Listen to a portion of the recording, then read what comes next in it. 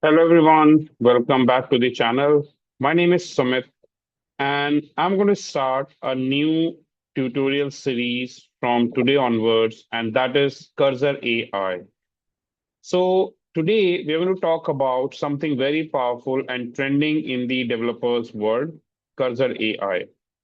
So in this series, we are going to understand what is Cursor AI, how do we use Cursor AI with Salesforce, is it beneficial of using Cursor AI with respective to developer console when there is already when there is already one uh, IDE available? Then what the advantage of using Cursor AI over Visual Studio Code? So if you are a Salesforce developer, admin, or architect, and you want to write Apex, LWCs, flows, or integrations 2x faster, then this video is for you. So let's understand what is Cursor AI, is it a Salesforce product, and how can you use Cursor AI with Salesforce development? So let's get started. So Cursor AI is a AI-powered code editor. You can think of it as a smart version of Visual Studio Code that understands your entire project and helps you to write code, refactor code, fix bugs, generate test classes, explain complex logic, and even update multiple files automatically. So Cursor AI is built on advanced LLM. It works like an assistant inside your IDE. Cursor AI is built as an AI native IDE, meaning AI is deeply integrated into the editor. One important thing, Cursor AI is not a Salesforce product. It is a third-party AI coding tool used by developers across different technologies, including Salesforce. Now, what are the advantages of using Cursor AI? Why Cursor AI is powerful? Unlike normal AI chat tools, it understands your entire code base. It can modify multiple files at once. It can generate the structured code. It supports natural language instruction.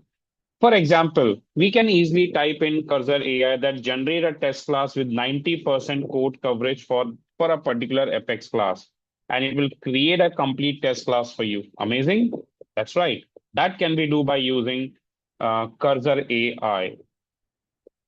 Now, the advantage of Cursor AI is faster code generation, automatic test case creations, code refactoring and debugging support, and better productivity. And the use cases in Salesforce, we can use Cursor AI in writing Apex and triggers, creating LWC component, generating documentations, and automating repetitive coding tasks. Now, how can we use Cursor AI with Salesforce? So how can we use Cursor AI with Salesforce? We can ask Cursor to create the Apex triggers for contact after insert. We can write batch Apex to update record. We can generate queuable Apex class, or we can create REST API integration test integration classes. So it will generate structured, clean code instantly. So these are the various tasks which we can perform by using Cursor AI on Salesforce.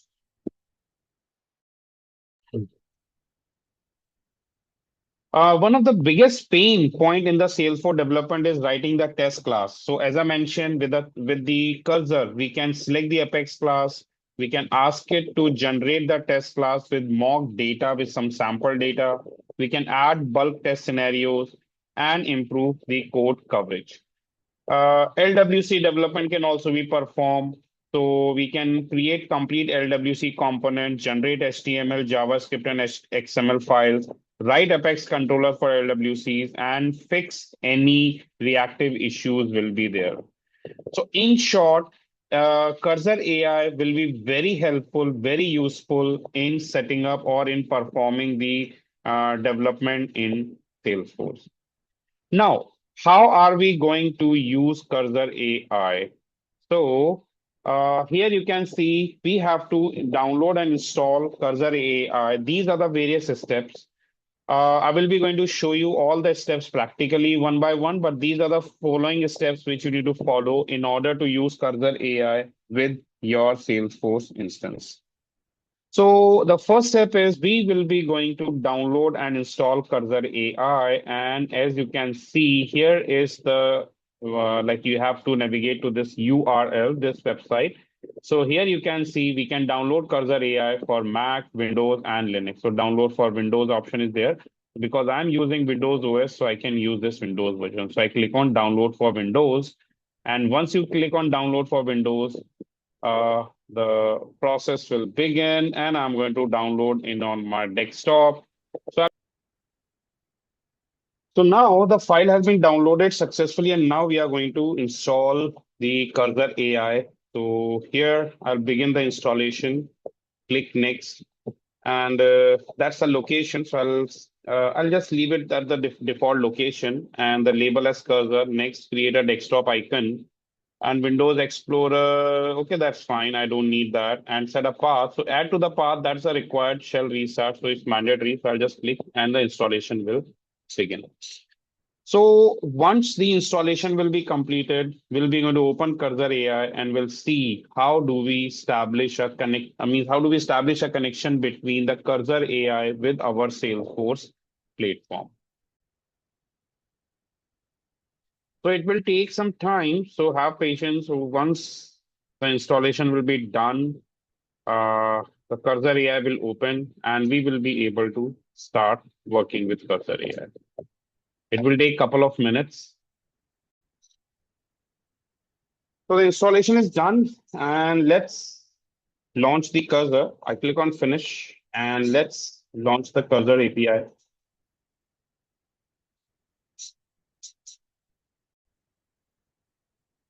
So here is your Cursor API interface. And as you can see, it says using existing settings and extensions. So we can import it from the VS Code. And the chat language is English, open Cursor from terminal. So if I click on import, so what happened? It will say import settings from VS Code will be replaced with. So I'll just say import.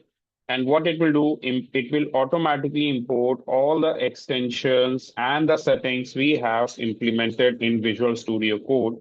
So it will import it automatically. And once the import will be done, we are ready to we'll get into we will get into the Cursor API interface and we can start setting up a new connection with the Salesforce and we'll also create a project as well. One more thing you need to keep in mind that while setting up Cursor AI, so it might ask you to log in. So you have to log in into your Cursor AI using your Google account or any other. So whatever options it will provide you, we have to log in. And uh, at the same time, it will also ask us to connect or to map our Cursor AI with GitHub account and other tools. So if you would like to do that right now at that time only, you can do that. Else, in my case, I have skipped that because I'll show you later on that how can we connect or how can we map Cursor AI with GitHub in order to deploy the project on GitHub. Now, as you can see, I have my certain projects on LWC, so these settings will be inheriting from there only. Now I'm going to create a new project. So how do we create a new project? So I click on new project and I can add a new project here. So see, choose a folder for the new project. So I'm going to do the same process. There is a new LWC project folder and I will be going to add a project on means I will be going to create a project or save the project in the same file. So so now, as you can see, the Cursor AI has installed successfully. We have imported all the previous projects here in our file in our Cursor AI. Now, before we start setting up a new project again, so what I'm going to do, I'm going to check the extensions. So that is a very important part of Cursor AI that we need to always check the extensions. So I'll just click on View, Command Palette, and we will be going to check the extensions. As you can see, some of the extensions are coming up. Or if you really want to check the extensions, so I will just go to the extensions, view and extension. There's a shortcut key also, Control Shift plus X. So when we open extensions, you will get a list of extensions here. So these are the extensions. Most of the time, if we import the if you import the libraries and the settings from the Visual Studio Code, you will so whatever extensions were available, whatever extensions were configured in Visual Studio Code, so all those extensions will also get configured here automatically. We don't have to do that. But otherwise, we need to do it by ourselves. And how do we do that? We can take help of like we can just search for the extensions in Marketplace and install that. So as you can see here, the extensions has been these are the extensions which has been installed successfully. These symbols mean they are already installed. If you go and check, you can check these extensions has already been installed. And so these are the extensions which I have already installed. So it's inheriting the same extension. But if you want, you can add more extensions also. But that's sufficient because our objective is to work only on the Salesforce part right now. So I have already installed these extensions. And there are other options also like Postman connections, Agent4 Vibe, SQL Server, Source Control, Search Explorer. If I click on Explorer, so as you can see, you have not opened a folder. There is no project, there is no folder has been opened right now. So we are going to do it right now. And how do we do this? I'm going to create a new project. So how will we going to create a project? This is to open a project. I just want to create a new project. So in order to create a new project, I'll click on View, Command Palette, and we can start like create project with SFDX colon create project with manifest. So steps are exactly same as we have configured as we have implemented in Visual Studio Code. So standard project template. And let's suppose I'll just write cursor AI LWC. So the directory, so I just want a new LWC project and create a project. So our project gets created, our project will be created. And once the project created, the next step is we need to, so as you can see, it automatically divided into three parts. The first part, we can see the we can see the library. Second part is the one where we can see our code. And the third part is for the chat. So this is the interesting part. This is a very important, this is the interesting and the useful feature in Cursor AI. We are going to talk about that also, but just in case, I just want to establish a connectivity with the Salesforce platform. So as you can see, no default alls org set, or else we can go to view command palette and we can just say sfdx colon authorize and org. So I just click on authorize and org production. Let's say uh, cursor AI SFDC. And here, this is the account I will be going to use to sign in. So let's open that.